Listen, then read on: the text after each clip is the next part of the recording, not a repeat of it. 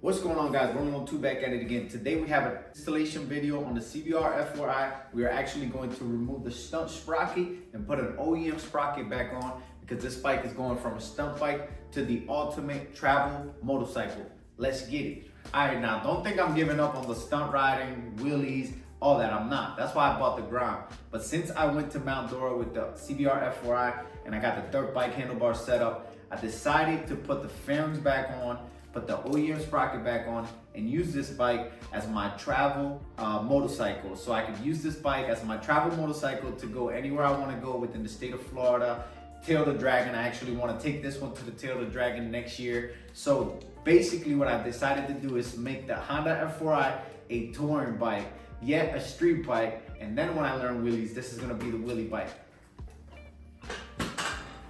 So I've been really enjoying the comfort level of this motorcycle since I did the dirt bike handlebars, and I decided that I want to do a lot of road trips. So I'm going to remove this sprocket in order to enjoy my long distance riding, because right now with the stunt sprocket, I'm maxed out at like 70, 80 miles per hour and she's screaming. I got tired of that on the way to Mount Dora, so I'm changing it. I'm not giving up on the wheelies. We got a lot of Honda Grom content coming through, so stay tuned, man. Let's get these dang gloves on. Let's get this on, bro. Let's get this party started. Let's go. When you remove your rear sprocket, you want to loosen the nut for the axle, for the rear axle. So this is what I'm gonna do right now. All right, now that she's loose, you're gonna wanna release the chain adjusters. So you're gonna wanna loosen these, and these are gonna go in order to create the space to be able to remove the chain. We're gonna keep the same chain, we're just gonna replace the sprocket. So you're gonna wanna loosen the chain adjuster bolts. This is an 8mm on the F4i. On both sides, you're gonna wanna do. And now when you go to tighten it, you guys will see that there's markings here. That's how we're gonna know that she's right even. We're gonna have to cut the chain as well. I'm gonna turn them all the way in. Now that she's in, take off the chain, just like so. Pull you up. Basically, you wanna take your axle out, lift up a little bit on the wheel, and pull your axle out, just like this. There we go, and she's about to be out, just like that. Now to remove the nuts for the sprocket, we're gonna use the power tool, but to tighten them, we're actually gonna torque these down. So don't forget to torque down your bolts and nuts when it comes to your rear tire and special components or important components like that.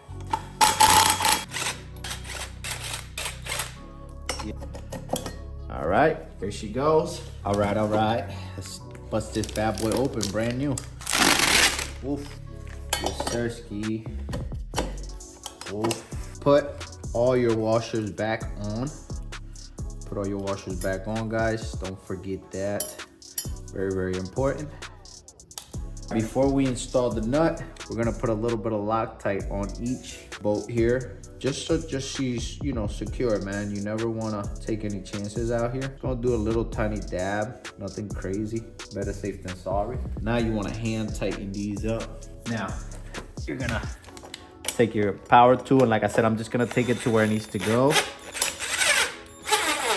All right, so I found a website here where they have the actual foot-pound torques that you need to do. So it's 47 for the nuts. So that's what we're gonna do. We're gonna set it at 47, and we're gonna torque them down, baby. Last one. I do like a double check. Yup. And last but not least, yup. One thing that I highly suggest you do while you already have your wheel out is you take your sprocket and you move it out. When I bought this bike and I installed the sprocket, I pulled this off and these were shattered, completely shattered. So you wanna make sure that these are in good condition, maybe cause an accident or something, but you definitely wanna keep an eye out for that. So I would definitely replace those if they are frayed and shattered. Never really goes that smooth. There you go. Cool. All right, guys, so I just lightly tap it with the screwdriver, flathead, just very lightly. There it goes. Cool. Let's see here. Not too tight because it's not a bicycle chain. So I figured out we're gonna make our cut and what link we're gonna make our cut. So, all right, baby, let's see if we can bust this thing out.